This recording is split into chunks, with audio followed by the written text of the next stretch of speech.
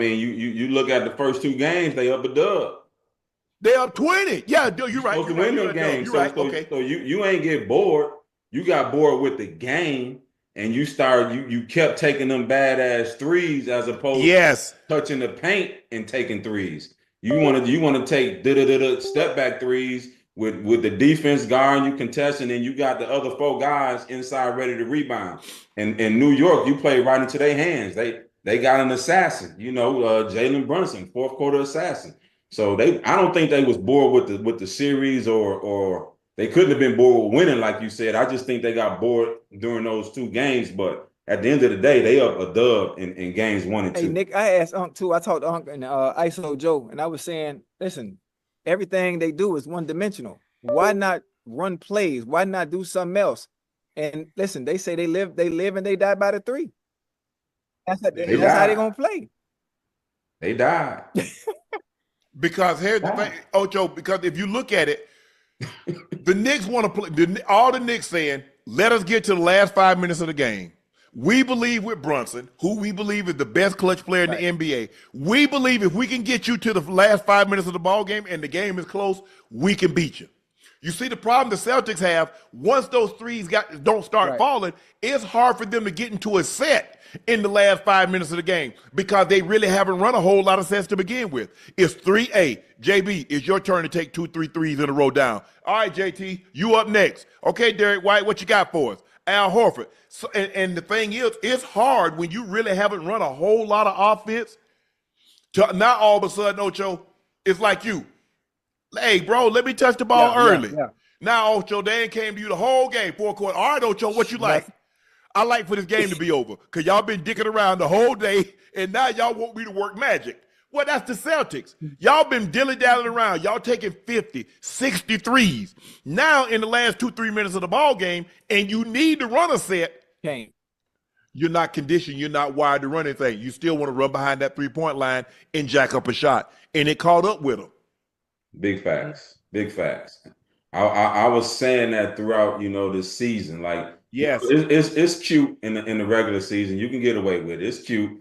But what Ocho just said, as you go deeper in the playoffs, the teams get better. You know what I'm saying? If they in the first round, they go up 20, they may and they go down 10 or whatever, they probably can come back and still win that game. But when they playing against the Knicks, a team that's a grimy, gritty team, it's gonna be a little bit tougher. You're gonna have to change your way of thinking. That's exactly right. And the thing is, like you said, they took the most threes. They made the most threes. Okay, like you said, you play in Orlando one night, you at Miami the next night, then you come up to the East Coast trip, you got Charlotte, Atlanta. Now, we're in a 7-game series. You got 2 games here. You ain't nobody going nowhere. We locked in. We know what you do, you know what we do. Okay, execute. It comes down to execute. Honestly, I hate watching the Celtics play. Because all I know is they're going to jack up a whole bunch of badass threes. Now, if they go in, the Celtics, that's the new era. That's the new wave. Okay. Y'all keep on thinking y'all Steph and Clay. And you see what it get you. Even in game 4 in New York, before Jason Tatum went down, they was about to lose that game. They lost it. They were going to lose, yes. JT had 42, 40 went down. They was already down 5 or 6. Yep. And we know in a close ball game against the Knicks, the reason why they blew out the Knicks in game 3. But in game 4, and we had already saw the blueprint because they had that big lead in game 4. We saw them have the big lead in game 1 and 2. And what happened? Slow walked them down. Still, because here's the thing. That three-point shooting is a blessing and a curse because you can get a big lead. Nick, when you first got to the lead, teams got 20, 25-point leads. It wasn't no coming back. You might get 1-2 comebacks a year. Now, with the three-point shot, you go cold and you up 20. You go cold from the 3 and you take a couple of bad threes. Now, all of a sudden, they hit 3 in a row, get an and 1 and a layup. Now, a 20-point lead is down to 6. Easy. Now, you're looking like, damn, what happened? What happened is that you kept taking bad shots. You didn't run any time, and you taking threes early in the shot clock. 16 seconds on the clock, you letting the 3 go. You get I saw them get a situation, Nick. They shot a 3. They missed it. Got the rebound, kicked it out. Shot it again. Another one. Got the rebound again. Said, all right, passed it to the corner. Al shot it. Got the rebound again. I said, well, damn, is somebody gonna like say, hey, whoa, let's slow this thing down. Let's get a good shot. Hey, 1 for a flat. Let's run something. Let's run a pick and roll. Let me see that form again, Yeah, you can tell. That's off. That's off right there, Hey, Nick. Now we pulled up the Georgia High Schools Association. I'm one of the few guys that's ever scored 50 points in a ball game. I ain't telling you. Well, I average a triple-double. I can show you the clips. Shannon Sharp led Glenville High to 31 points, 19 rebounds, 52 points, 37, 36. I got it. Let me ask you this, So your co-host, right? He be doing a lot of like who y'all two one-on-one. Who I need to bet on? Who you need to bet on, man? We got NBA players can't even beat me playing. You talk about me playing man. Why you tighten up, man? Tighten up. This is what I do. Nick, I asked you to play me. What's the first thing you said? Oh, nah, I'm good. I'm good. What we talking about? I mean, like, that's like me asking you to, like, let's run some routes, man. I'm gonna check you. Like, come on, man. I ain't finna waste my time on you, man. I may get hurt, man. I ain't got time for that, man. I'm trying to play golf. Get hurt anyway. Doing anything with me competitive. This is what I do. Like, I'm a better basketball player than a football player. I just happen to take the route of football. That's all. That's my story. That's my story. I was a better basketball player than football. Nick, I was in high school, right? You know, I went to Miami Beach, right? Listen, every time we played, Nick, I was 56, 12, and 10. A bad night for me was probably 48. Now, if you say quick, man, you know what? I was like 32, 9, and 8. That's more believable. All that 56. The greats in the NBA ain't even do that in high school, man. Like, you saying some crazy numbers. Well, you tell about the numbers is crazy. About the greats in the NBA never did it. I didn't play. Not like that. But they wasn't me in high school. What did that tell you? They wasn't me.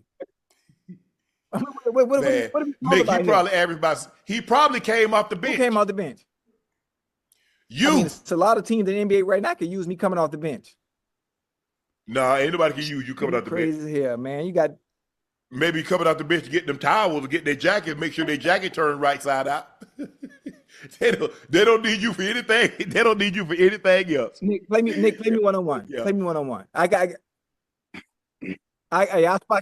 you.